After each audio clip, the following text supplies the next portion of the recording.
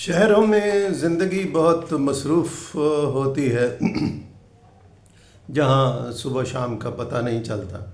وہاں لوگوں کی سہولتیں بھی مختلف ہوتی ہیں اور لوگوں کے تفریح کے انداز، طور طریقے اور وسائل بھی مختلف ہوتے ہیں۔ لیکن آپ نے یہ دیکھا ہوگا کہ بہت دنیا میں ایسا ہوتا ہے کہ وہ اپنی پرانی چیزوں کو زندہ رکھنے کی کوشش کرتے ہیں۔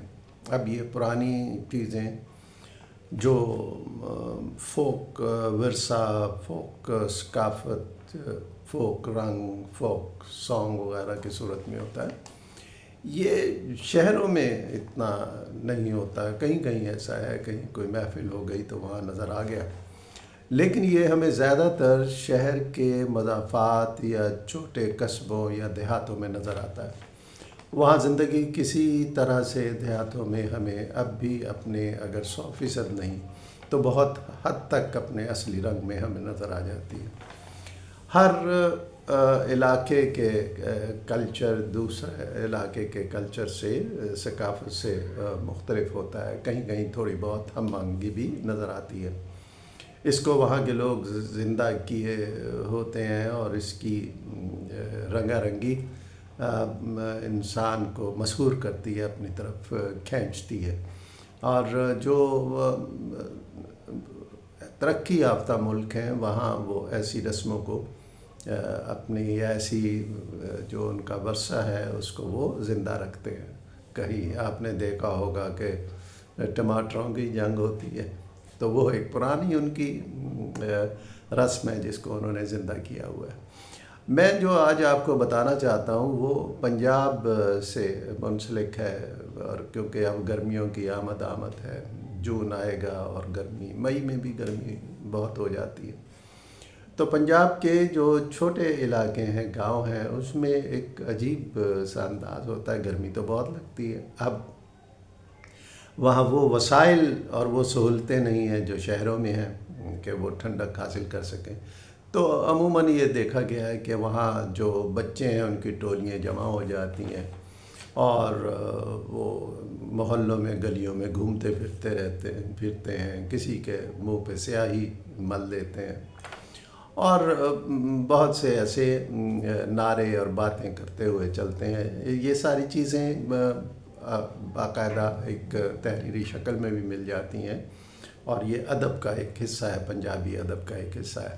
دیکھیے، جب گرمی بہت ہوتی ہے، لوگ اس سے تنگ آ گئے ہوتے ہیں، تو پھر وہ بچے نکلتے ہیں اور وہ آوازیں نکالتے ہیں: کالیاں اٹاں کالے روڈ، می برسا دے زورو زور، وسوے می چٹیا میں گڈی گڈا ہیٹیا، وسوے می کالیا میں گڈی گڈا ساڑیا۔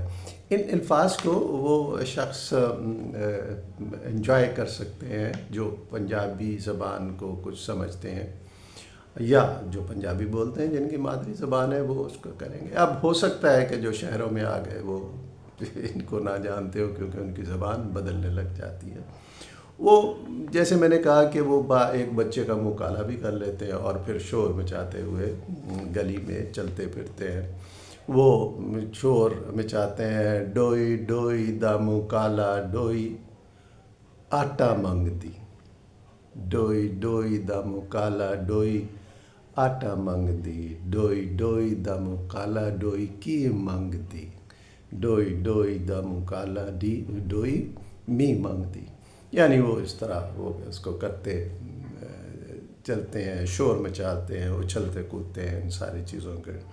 تو پھر وہ یہ بھی ہے وہاں کے لوگ ثقافت میں، ورثہ میں، کہ وہ کہتے ہیں: ڈوئی تے چمٹا کی منگدا، اللہ دے نا دا می منگدا، کالی ڈوئی دا منہ کالا، کالی ڈوئی می منگ دی۔ اب یہ بچے بڑے ترنم سے کہتے ہیں، اچھلتے کودتے ہیں، ہنستے ہیں، تو ایک بڑا شو سا بن جاتا ہے۔ آسمان پہ بادل ہوتے ہیں اور وہ اس توقع میں ہوتے ہیں کہ بارش ہو جائے گی۔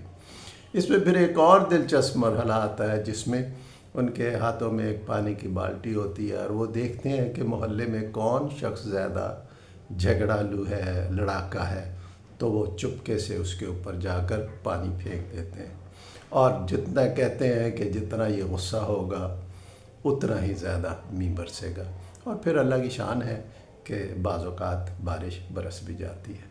تو یہ پنجاب کا ایک کلچر کی میں نے آپ کو گاؤں کی ایک بات بتائی، مجھے بڑا اچھا لگتا ہے کہ دیکھو یہ کتنی معصوم سی ساری چیزیں کہ بچے اس طرح کرتے چلتے جاتے ہیں۔ تو کالیاں اٹاں کالے روڈ، می برسا دے زورو زور، بابا یحییٰ خان نے اپنی کتاب میں بھی یہ چیزوں کو لکھا ہے۔